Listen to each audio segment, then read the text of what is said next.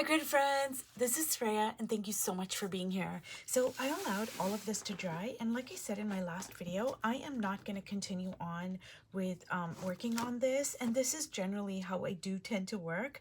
I will, make an image here, and then I'll leave it alone for a little while. I'll go into my journal. I'll make, more inroads into my creative process. I'll write in my studio log. I'll work on some pages, and then I'll come back, and I'll go back and forth. And I can even do this with working in a few different journals. Now, the one departure from that way of working for me is my Healing Ancestral Trauma art journal. Like with this particular journal, and it's not completely done, but it's on the last, like, I want to say 15% of being completed. But with this particular journal, like, I became obsessed with it, and I did start working on it like fairly like every day. I didn't go back and forth. Now, I did put it away for a little while to just leave it alone and incubate, as I like to view it, but for the most part I just worked on it obsessively. But I don't do that for most of my art journals. I go back and forth. I might leave this alone for another month or two, or 6 months or a year or whatever. Like, I don't force myself. In the beginning, when I used to start when I first started art journaling, I would like set all these rules for myself, like, oh, I'm gonna do this and I'm gonna do that, and I'm gonna be completed, I'm gonna complete this journal by X number of days or whatever. And I don't know where I even got that, like, inclination from. But as I go on along my journey, I just let things be.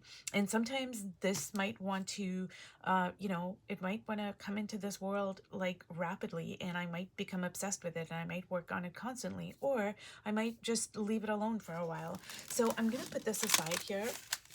And I just wanted to show you guys, though, I'm really happy with like a lot of what's going on here. The color, like, I love this deep red. And I love this sun with the dictionary pages, and even these lines, which are, you can't really see them now, but I'm going to make them more pronounced. So I'm really loving so much of what's going on there. But anyways, I wanted to talk about this particular image and what it represents. So I made a short the other day, and I posted it on my YouTube Shorts, and I titled it looking for gold, something like that. And basically, I thought about it, and I was like, this is a really great way for me to explain what I mean. So I'm just going to show you the full image here.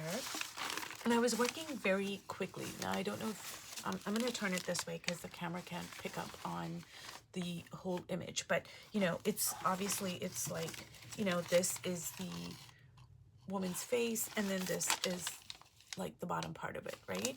So basically, I was working really fast. I was writing, and I did a time lapse.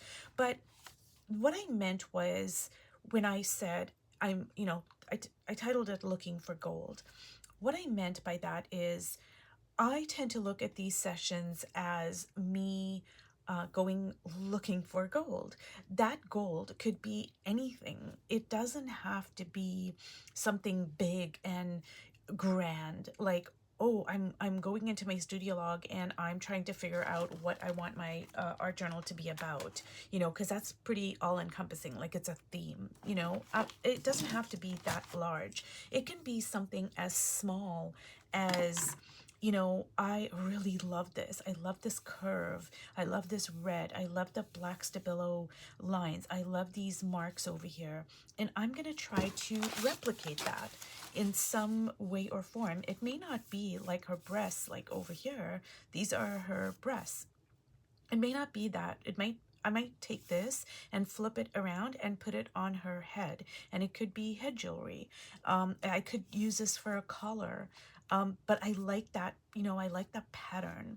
So when I am looking for gold, I am looking for, it could be anything. It could be a color. It could be a color palette. It could be a color palette that is unusual for me.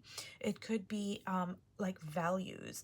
It could be me using a certain kind of, like, say middle values. Generally, I tend to like really dark values juxtaposed with really light values. I like that drama, but maybe it's all middle values, but I really love it.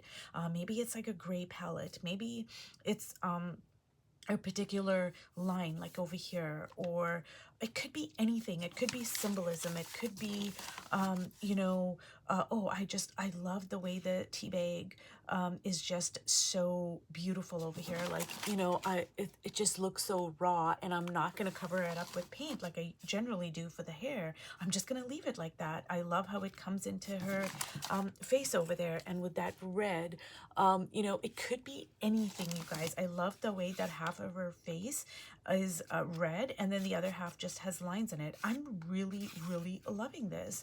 So looking for gold does not have to be anything big. It can be the smallest of things, or it can be something large. It can be an idea. It can be a theme. It can be energetic resonance. And what I mean by that is, I just love the feeling of it. I love the juice. I love the energy that it conveys. And then I could look at it closer and I could say, well, what do I love about it? What kind of energy does it convey? And you can actually, and not to get too kind of complicated, but like I can actually, like, this is my studio log, right? So I can actually now write about something that I actually did in my studio log. So I could like look at this, and I could go into my studio log, a blank page over here, and I could start writing about this. I could say, well, what do I like about this? What is pulling me in? What would I want to replicate? And I could go as deep as I wanted to go. I could look at the symbolism. I could look at the collective unconscious. I could say, well, this reminds me of Dr. Clarissa Pinkola Estes, the gold is in the dross, which means to me that, it's not about like, when Dr. Estes says the gold is in the dross, it's looking for the gold everywhere.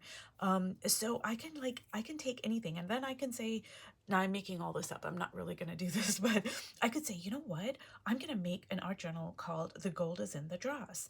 And I'm going to make this whole art journal about, XYZ, and it's going to have these colors, and it's going to have this, this is going to be the theme, and this is going to be the palette, and this is going to be blah, blah, blah, blah, blah. So I can actually start delving into my studio log, in my studio log. Like, it is worthy, you guys, and this is what I want to convey. It is worthy. Your art is worthy. You are worthy. Your visual language is worthy. And this, working in my studio log, has been the number one most important thing that I have done that has allowed me to strengthen my visual language. And what does that mean? It means that I became obsessed with my own visual language. I looked at everything. I pulled it apart. I parsed it. I, really went, nothing was too small. Nothing was too inconsequential. I looked at, oh, well, why do I love this red? Why do I love this red face? What is it about this particular red? It's not, the cad red light. It's not this red. It's not that red. It's this particular red. What is it about this red that I love? What is it about the text and the red and the lines and the stabilo and the black and the marks and the this and the that? And you just really get into the nuts and bolts of your visual language. This allows you to instill confidence in your visual language, because now you understand it. You don't have to talk about it. You don't have to, I mean, if you want to, you can. But what I'm saying is, you just know it. It's a knowing. So when like, I know why this red means so much to me. I know why that. I know why that resonates with my soul. Okay, 20 years ago, before I started using my studio log, before I started, on my journey of my visual language and strengthening it, etc., I would not know that. I would know that I was drawn to this red, but I would not know why. Like, I would be like, well, yeah, I love it, but, like, if somebody asked me, or if I'm trying to explain it to somebody, or if I just even wanted to explain it to myself, I would have trouble doing it. And one of the things, when we went to Oaxaca, there were about 10 or 12 of us in the art retreat. And one of the things is that we all said the same thing or a similar thing, which is some variation of, oh, I don't know what my visual language is. I don't have a visual language. And we all knew and agreed that Connie's visual language was really, really strong. Like, Connie has a very, like, when you look at Connie Solera's work, it's like, holy crap. Like, you may not be able to articulate it in that way, but you know that she knows her own visual language. You can see it. It's a repetitive thing with her. It's like you see it in all her work, in her sketches, in her paintings, like everything. You can just, it's something you just know, right? So we all said the same thing. We were like, oh, I don't know, I don't have a visual language. And I was one of those people. I was like, oh my God, like, I don't know what my visual language is, wishy-washy, whatever, right? So when I came back from Oaxaca, I used my studio log, and over time, like I said, it's transformed. It hasn't stayed the same. But I became obsessed with my own visual language. And now I can absolutely 100% articulate to myself, explain, I know why this red means so much to me. And it doesn't have to make sense to anybody else, you guys. It really does not. All it needs is for you to understand your visual language. And the other day I posted something on my Instagram, and it said, it's a quote I heard somewhere by an artist, and I don't remember who said it, or I wish I did. But anyways, the quote was that art does not, or creativity does not need ego. Creativity needs honesty. And I totally agree with that. It's like, just be honest with yourself, and that will come through in your art. That's what the world wants to see. They want to see honesty. They want to see your visual language, right? So I'm sorry, you guys, I missed the first thing about the visual language is it's going to instill confidence in your visual language. The second thing is, when you get to know your visual language and strengthen it, you are going to instill meaning into your art. Nobody else comes outside of you and instills meaning into your art. You do that. And I have found, for me personally, the best, strongest, most consistent way I can do that is by knowing my visual language. This is how I, like, say when I make an art journal and it gets published and I write an article about it, I am able to convey what this art journal means to me because I know my visual language. Like, do you see how it's all connected? And I am giving everything meaning. I am, it's me. It's not like, and I've talked about this before, it's not that my art journal has meaning and value because it got published. That's not how it works. It's that the art has meaning and value to begin with, and the person who made the decision to publish it, they saw that meaning and value that already existed. Does that make sense?